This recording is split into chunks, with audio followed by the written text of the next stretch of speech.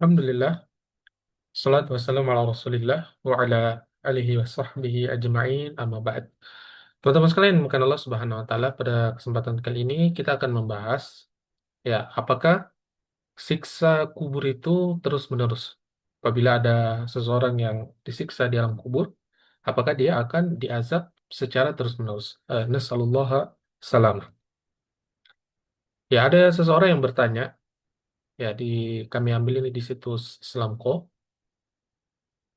ya, sumbernya juga ada kami cantumkan. Ya, ada seseorang yang bertanya kepada Syekh, saya memiliki saudara yang telah meninggal. Semasa hidupnya ia itu adalah orang yang lalai dan sering melakukan dosa besar. Saya sangat takut apakah azab azab di kubur, yaitu nanti akan terus-menerus menimpanya, apakah mungkin diringankan. Ya ini kemudian dia ingin bersedekah, ya bersedekah menghadiahkan amalan soleh agar apakah ini bisa meringankan azab dari azab kubur kepada saudaranya. Yang pertama, teman-teman sekalian, ya bagaimanapun seseorang itu melakukan dosa, ya maka hak untuk mengazab itu hak khusus kepada Allah Subhanahu wa taala. Ya, insya'a eh, ghafarahu wa insya'a adzabahu.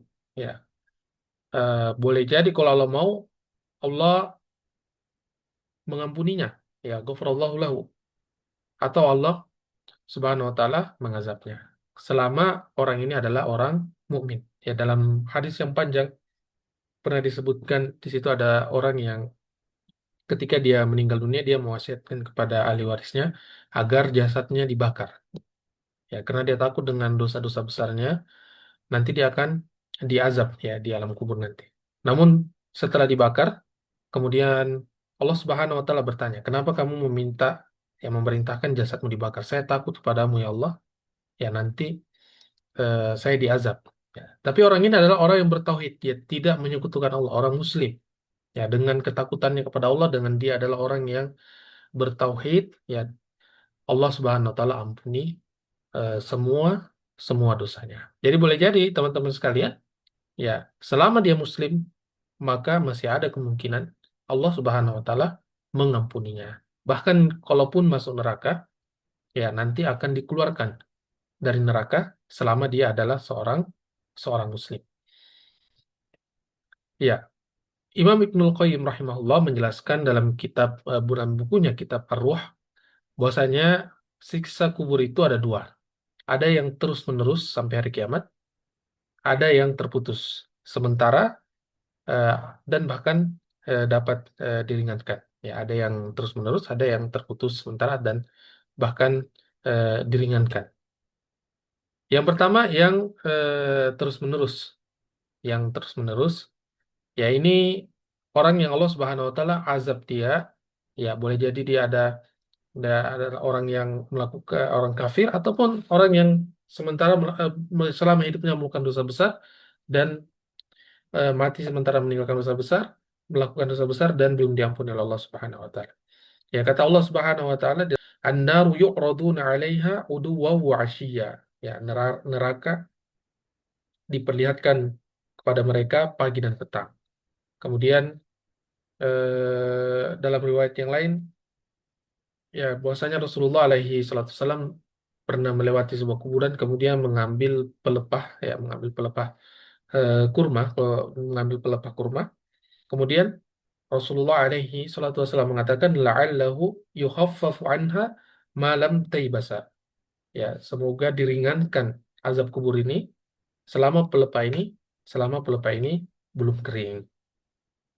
Ya, ini yang pertama, teman-teman sekalian, bahwasanya ada orang yang dia diazab secara terus-menerus. Khususnya orang kafir ataupun orang yang eh, pelaku dosa besar yang sangat besar dosanya dan belum diampuni oleh Allah Subhanahu wa taala. Dalam eh, banyak juga di riwayat disebutkan ada orang yang di kehancuran berulang, ya kepalanya dihancurkan, kemudian dihancurkan dengan batu, kemudian kembali lagi.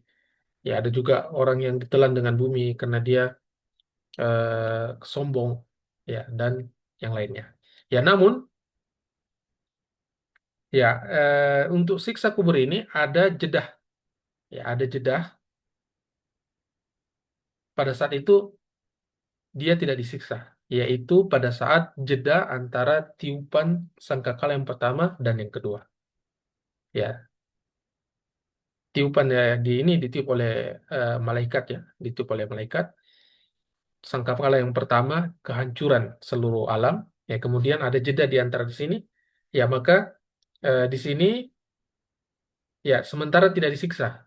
Ya, sementara tidak disiksa. Kemudian tiupan sangkakala yang kedua, kemudian dibangkitkan semua yang telah pernah hidup di dunia. Ya, kata Allah Subhanahu wa taala di dalam Al-Qur'an tentang mereka, ya wailana man ba'atsana mim marqadina. Ya, celakalah kali kami siapa yang membangkitkan kami dari tempat tidur kami. Jadi teman-teman sekalian, alam barzakh itu adalah alam awal ya, sebelum kita menuju menuju akhirat. Kalau misalnya itu adalah orang yang baik, Masya Allah, maka dia akan mendapati taman-taman surga. Ya, taman-taman surga sebelum akan mendapatkan balasan yang lebih sempurna. Tapi kalau dia adalah orang yang jahat, orang mm, yang bengis, sombong dan yang lainnya, nauzubillah min zalik, nasallallahu assalamu wal afiyah wal assalamu wal afiyah. Ya, maka dia di situ adalah pembukaan azab neraka yang dimana dia disiksa di awal di situ di dalam kubur, kemudian nanti selanjutnya siksa yang lebih berat. Nasallallahu salamah. Olehnya ya kita selalu membaca doa ini pada saat tahiyat. Ya, setelah tahiyat sebelum salam kita membaca doa Allahumma inni a'udzubika min adzabi jahannam wa min adzabil qabr. Ya. Ya Allah, aku berlindung kepadamu dari azab jahannam dan dari azab kubur. Kemudian yang selanjutnya teman-teman sekalian, kategori yang kedua yaitu yang bisa terputus. Ya, yaitu seorang muslim yang melakukan maksiat yang ringan, ya, atau memiliki dosa yang mungkin belum diampuni pada saat di dunia, maka hukumannya ini bersifat proporsional sesuai dengan kadar dosanya, sebagaimana orang muslim nanti yang Allah takdirkan masuk ke dalam neraka. Ya, ketika dosanya sudah habis, ya maka azabnya ini berhenti, azabnya ini berhenti. Seperti juga di neraka nanti, ketika telah habis ya hukumannya, maka dia masuk ke dalam surga. Ya, kemudian teman-teman sekalian, untuk yang kedua ini, ya siksa yang bisa terputus, ya ini seseorang bisa saja di alam barzakh, ya dia diampuni ataupun ditunda hukumannya ataupun eh, dia mendapatkan pahala dengan doa yang didoakan oleh anaknya atau orang yang lain, atau ada orang yang menghadiahkan pahala umroh, ada yang menghalalkan pahala haji, istighfar dan doa yang lainnya diniatkan kepada orang yang telah meninggal. Ya, insya Allah ini bisa ya menjadi pahalanya ini bisa sampai kepadanya dan boleh jadi Allah Subhanahu wa taala mengangkat derajatnya atau mengampuni dosanya. Ya, dan tentu saja teman-teman sekalian, selama yang di dalam kubur itu adalah seorang muslim. Selama dia adalah seorang muslim. Kalau dia bukan muslim, maka ya sudah tidak ada lagi harapan. Ya, tidak ada lagi harapan, tidak bisa dihadiahkan kepadanya pahala-pahala karena dia adalah non-muslim. Ya, nasallallahu salamah, mudah-mudahan Allah Subhanahu wa taala menyelamatkan kita dari azab kubur dan Allah memberikan kita pada saat nanti kita telah meninggal dunia, alam barzakh sebagai taman-taman surga sebelum kita masuk di surga dan kalau Allah kehendaki bertemu bersama Rasulullah Sallallahu Alaihi Wasallam.